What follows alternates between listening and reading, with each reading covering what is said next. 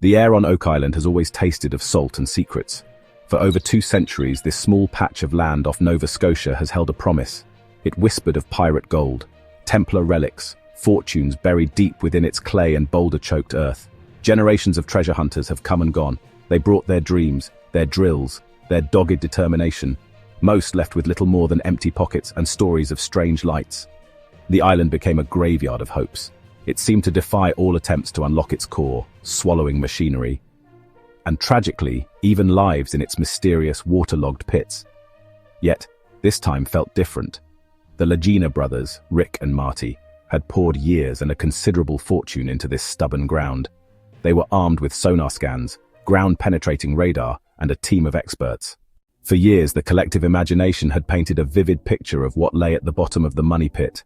The stories were the stuff of boyhood adventure novels.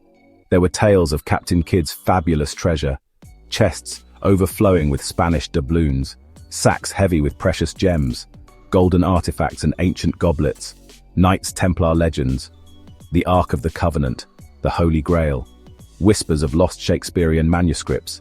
Each theory was about something tangible from our past. The team, despite scientific methods, was not immune. In quiet moments, they speculated. A single magnificent find or a series of vaults. They imagined the glint of gold in a flashlight beam, the rough texture of a wooden chest untouched for centuries. This was the emotional fuel of the project. What they were not prepared for was the truth. After years of relentless effort, the massive caisson finally punched through bedrock, more than 200 feet deep within the money pit. This was the moment they had gambled everything on. Instantly, the drills went silent. The pumps ceased their groaning. An unnerving quiet fell over the site, a silence heavier than any noise before it.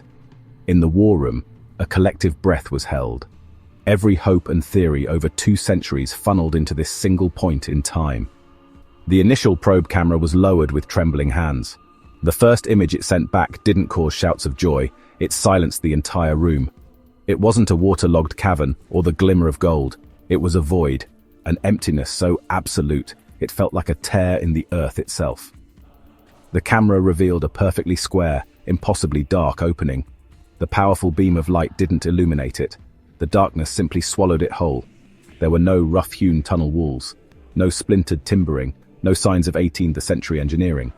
The chamber's interior was flawless, alien. The atmospheric sensors returned an impossible reading. The air was sterile, with a composition of noble gases unlike anything in Earth's natural atmosphere. It was as if this space had been hermetically sealed, not just from the Earth but from time itself. A perfect vessel of preservation. The data was too strange, the images too alien. A manned descent, though risky, was now the only way forward. They stood on the precipice of an answer, but the question was no longer, where is the treasure? It was, what is this place? After centuries of myth, they were about to look the Oak Island mystery directly in the eye, and they suspected it was far deeper than they ever imagined. As the explorer descended, the chamber's walls revealed a flawless, obsidian-like surface. It wasn't rock, but a polished material reflecting their lamps in bizarre, distorted patterns. There were no seams, no tool marks. A single monolithic structure of impossible smoothness, built with a technology that defied comprehension, and at its heart, on a central pedestal, was not a treasure chest, but a machine, an enormous, intricate device, humming with a low, resonant frequency and glowing with a soft, internal light.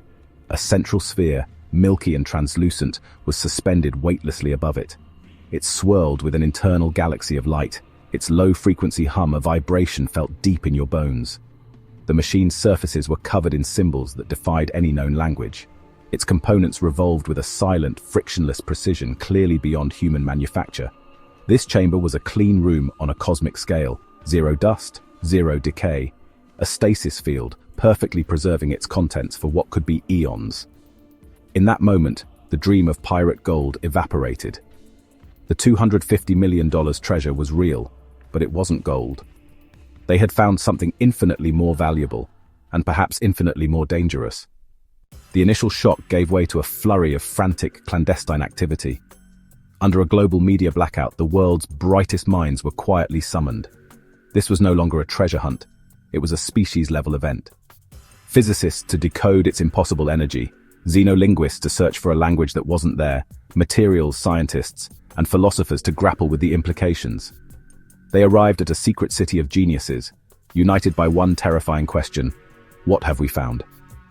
Inside the labs, the data was staggering. The metallurgy didn't just seem unknown, it defied the rules of atomic structure. Its faint energy signatures pulsed in patterns that violated the known laws of thermodynamics. Amidst the hard science, it was Dr. Aris Thorne, a historian of ancient mythologies, who offered the most shocking possibility. He proposed they were looking at the problem all wrong. He presented research from dozens of disconnected cultures. Faded texts and oral traditions all describe similar beings. The Sumerian Apkallu, the shining teachers of Mesoamerica, the sky beings of indigenous lore. The pattern was always the same. They delivered understanding, never weapons. These myths didn't speak of long apprenticeships, they spoke of a process of instant enlightenment, a direct, seamless transfer of structured knowledge into the human mind. And suddenly the puzzle pieces clicked into place. The treasure of Oak Island wasn't gold. The machine in the chamber was not a vault. It was a library, a teaching device of cosmic origin. The working theory was mind-bending, a quantum neural interface.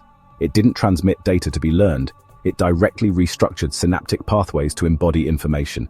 It bypassed language and symbols, literally rewiring cognition itself. Imagine wanting to learn piano. Instead of years of practice, you sit before the machine for one session and walk away with the muscle memory and theory of a master. A single session could transform a novice into a world-class expert. The potential was utopian. Applied wisely, it could solve our greatest problems overnight.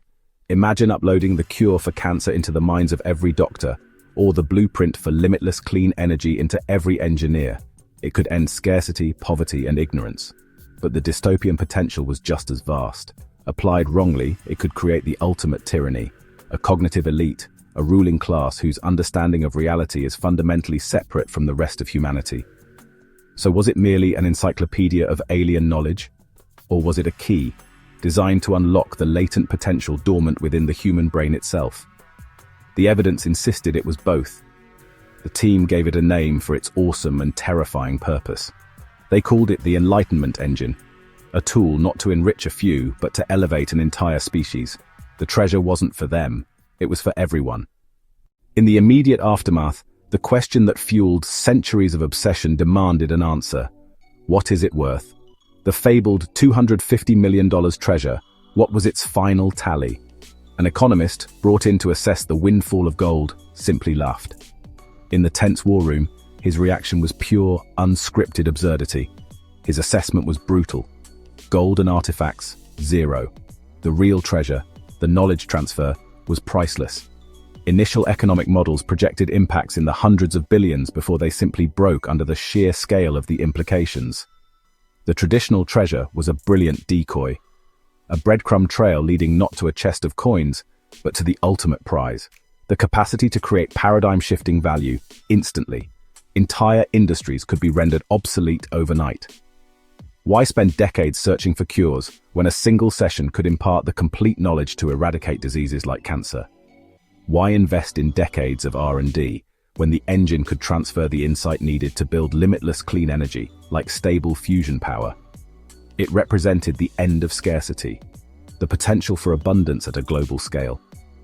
Human endeavor, freed from the struggle for survival, could finally pursue creativity, philosophy, and deeper understanding. But it raised deep questions. If knowledge can be downloaded, what becomes of the human journey, the struggle that makes wisdom meaningful? The machine offered a shortcut to mastery, but is mastery without effort true wisdom? The $250 million figure was not its price, it was a placeholder for a responsibility so immense, a burden of choice so heavy, it dwarfed every king's ransom in history. The initial euphoria faded into a deep and unsettling sobriety. They had won the ultimate prize, but it felt less like victory and more like a burden. They walked the shores of Oak Island looking out at calm waters, their faces etched with a gravity they had never known before. Who should be allowed to use the machine? Scientists? World leaders? A lottery? They became custodians of a cosmic secret, locked behind protocols and security. A handful of people who knew the most important secret in human history, and could not share it without risking chaos. they felt both incredibly powerful and utterly small in the scheme of the cosmos. This responsibility forced a profound change. The adventurers becoming cautious philosophers. The treasure had not made them rich, it had made them accountable. The real test was now moral, not mechanical. Rick Lagina looked like a different man, no longer a treasure hunter, but a guardian of mankind's greatest secret. The Money Pit's treasure was never meant to be taken, it was meant to be found, a gift from the unknown, protected by the determined, for the benefit of all. The mystery of Oak Island is finally solved, but the journey has just truly begun.